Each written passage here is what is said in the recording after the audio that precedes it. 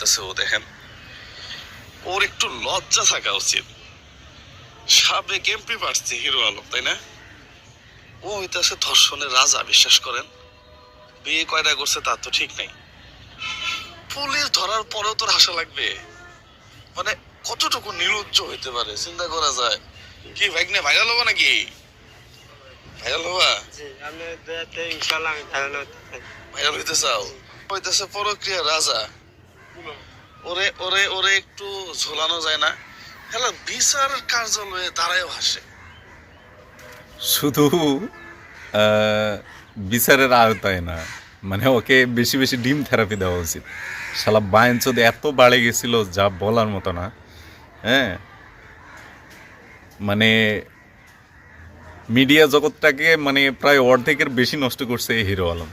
যদি বিশ্বাস না হয় ওর কার্যকলাপগুলো আপনারা দেখবেন।